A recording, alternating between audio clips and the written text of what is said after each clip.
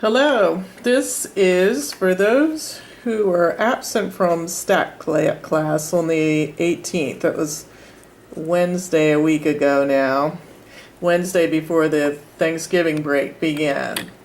We did an important, almost pivotal, I'd say, lesson on that day, so I just wanted to put it up for viewing.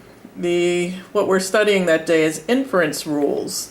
And inference is our goal in this class, is to make statements about cause and effect from our studies, and that's what an inference means. So there are some rules that came out in that class that are really worth going over.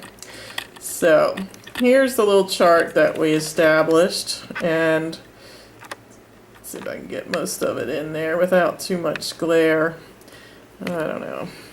Let me turn this light back here. Alright, what we decided was we're going to make a chart, and along the top it said were the individuals randomly selected for the treatment groups, and were the individuals for the study randomly selected. So if I'm going to do a study, did I go out originally to get my participants in a random way? If yes, no. So the chart will follow those parameters.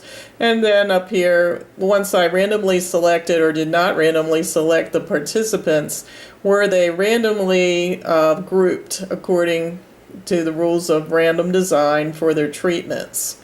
So yes or no.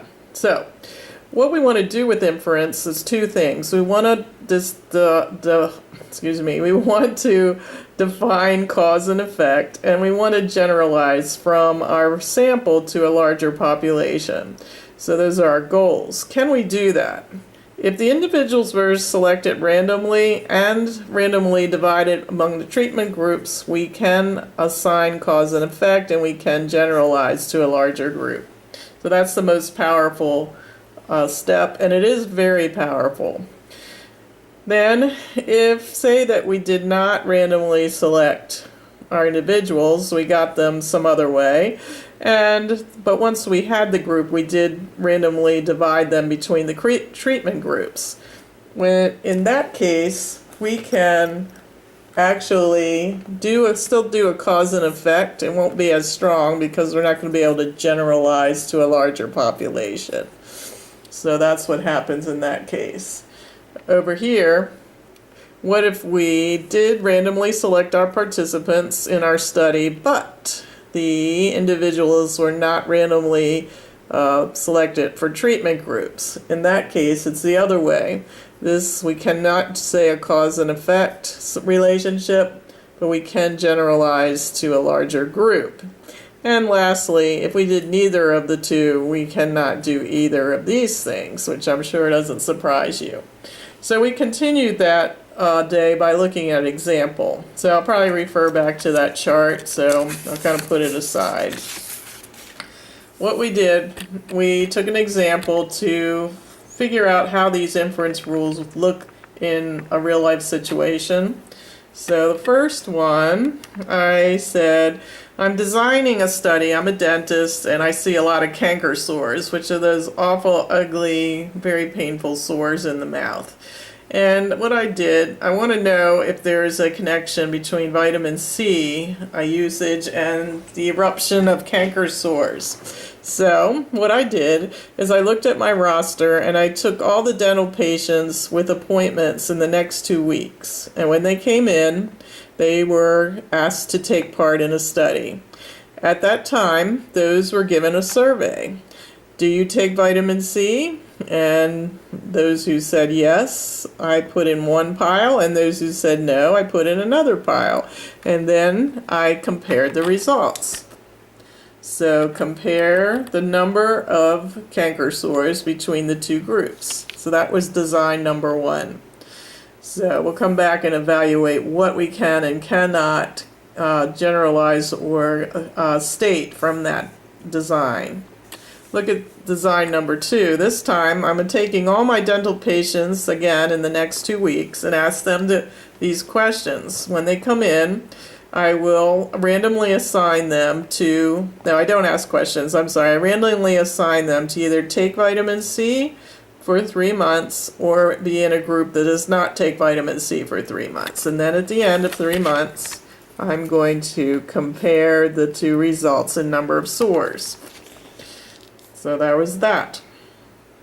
The third design, as I randomly select dental patients from the town. Then when they come in, I give them a survey, and those who, I said, how many of you take vitamin C, how many do not, I divide them into 2 groups, and I compare the results. And lastly, I randomly select the dental patients from the town, and then when they come in to participate further, they randomly are assigned vitamin C treatment. Some are in a group that take vitamin C, and some are in a group that do not for a period of time, and then the results, number of sores, is compared. Alright, let's go back to the first one, and as you can see, this, according to our chart here, all dental patients in the next 2 weeks were selected and given a survey. So on this chart, it will fall into the category where they was not randomly selected. They were not randomly selected. They just happened to be those in the next 2 weeks who had appointments, and they were not randomly assigned to a group. So when it comes to that, I can make no conclusion between vitamin C and, so I'm going to write that out. No conclusion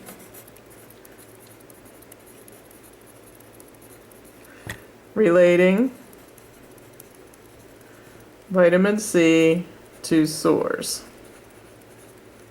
All right. On the next case, so design number 1 was not very good. So design number 2, here again, I did have some randomness. So where does that fall on the chart? Well, once again, I only took those patients that were coming in the next 2 weeks. So they were not randomly selected, but they were given they were randomly divided once they were selected. So we're in this group. So what could I say about this? So I can make a statement about cause and effect, but I can't generalize it. So here's how that would look. We can say vitamin C causes less sores in these dental patients. So that's how I'm going to write that out. Vitamin C causes fewer sores in these dental patients.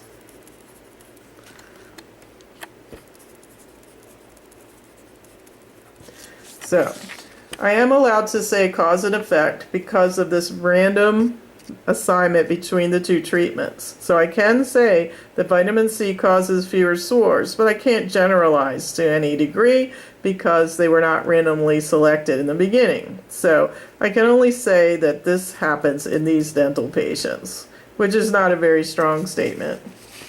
All right. On the next one, we had a random selection we had the random selection of participants. So we were on this, but we did not have random assignment between the treatment groups. So in this case, we are not allowed to make a cause and effect statement, but we are allowed to generalize. So what would that look like? Perhaps that's the hardest one to visualize. So what it means is we can generalize. We can say all dental patients experience few canker sores with vitamin C. Oh, sorry, that's not right. What is that one? Sorry. Let me look that one up. I want to be sure I got it right. All right. Okay. We can say dental patients in this town have fewer canker sores when taking vitamin C. So let me write that out and show you why that's a rather weak statement. It sounds kind of strong, but the dental patients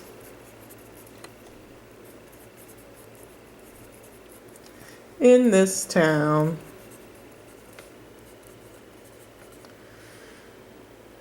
have fewer canker sores when taking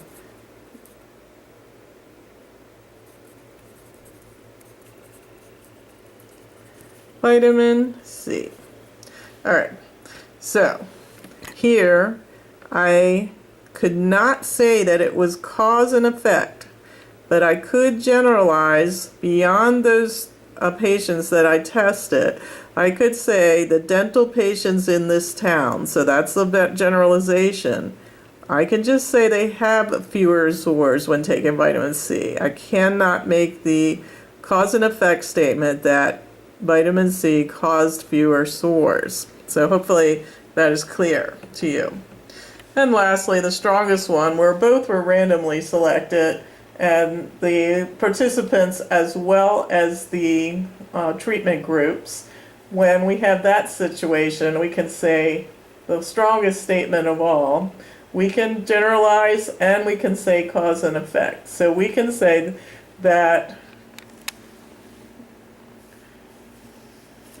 vitamin C reduces canker sores for dental patients in town. So that's a very strong statement from our study for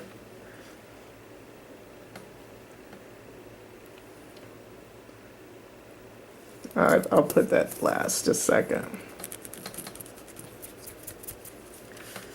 Vitamin C reduces. So we're a strong statement. We're saying that that's the reason. Vitamin C reduces number of sores for dental patients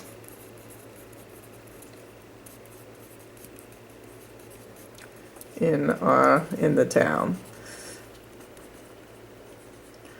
All right, so you can see the cause and effect statement is valid. Vitamin C reduces the number of sores, and the generalization went from our few patients that we selected for all dental patients in the town. Notice I didn't generalize to everyone in the state or in the country, the world, because we had a certain group, which we called in the beginning the population. So we can only deal within the population that we were studying, which were dental patients in the town. But it was still a generalization. All right, I also wanted to show you the test. It's a take-home test, and here it's an open book, open note, but not open person. And here is the questions if you want to look at a head start, because everyone else will be bringing that in finished on Monday. So if you want to take a head start on that, I will illuminate the questions. And of course you can stop the video. And you'll be doing that on another piece of paper, which is totally fine.